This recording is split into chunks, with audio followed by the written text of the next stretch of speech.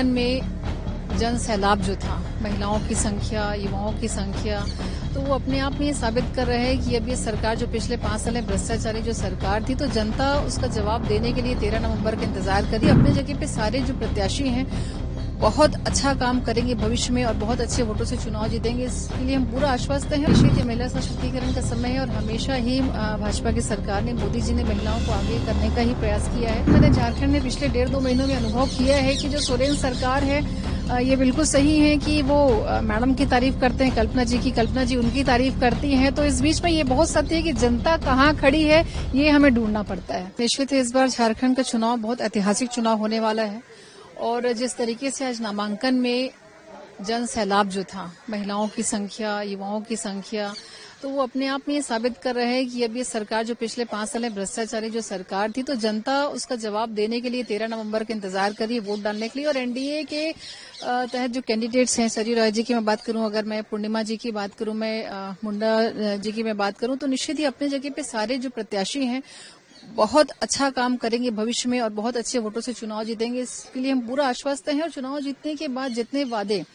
या संकल्प पत्र में जो अभी आने वाला है, जो गोगो दीदी योजना की हम बात करें, तो सारे धरातल पर लोगों की हितकारी योजनाएं दिखाई देंगी। महिलाओं का जो संख्या अगर बात करें, प्रधानमंत्री मोदी जी खुद कहते हैं कि महिला सशक्तिकरण, आप यहाँ पे हैं प्रभार के तौर पर, आपने कौन से ये देखते हैं? मैं छत्तीसगढ़ से विधायक हूँ, पंडरिया से, और यहाँ पे मेरा जमशेदपुर पूर्वी और जमशेदपुर पश्चिमी का प्रभार मुझे दिया गया यहाँ पे। तो क्या लगा महिलाओं को जिस तरह से टिकट दिया गया, महिला सशक्तिकरण को देखते हुए क्या कहना? देखिए, निश्चित ही महिला सशक्तिकरण का समय है और हमेशा ही भाजपा की सरकार ने, मोदी जी ने महिलाओं को आगे करने का ही प्रयास किया है। और यहाँ पे भी मुझे पूरा विश्वास है कि पूर्णिमा जिस सरल स्वभाव से लोगों से मिल रही हैं और लोगों का जो प्रेम पिछले कुछ दिनों में मुझे जो देखने को मिला है, उनके लिए तो निश्चित ही बहुत अच्छे वोटों के साथ जीतने के बाद हर एक महिला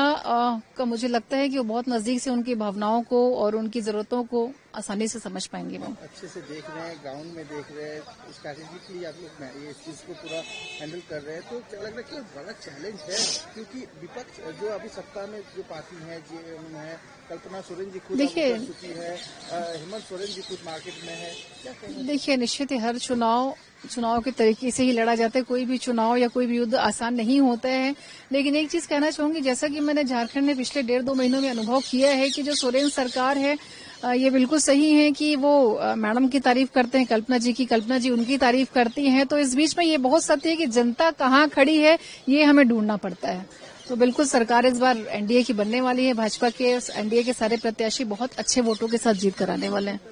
बहुत बड़ा मुद्दा होगा। जिस तरीके से झारखंड में लगातार करप्शन की बात करूं, अपराध की बात करूं, मैं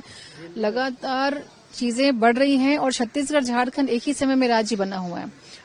श्रद्धेय अटल बिहारी वाजपेयी के द्वारा, तो और झारखंड में भी सोर्सेज की कमी नहीं है। मुझे लगता है कि झारखंड पिछले 5 सालों में जहां जाना चाहिए था, बहुत पीछे उन सब में हो गया है।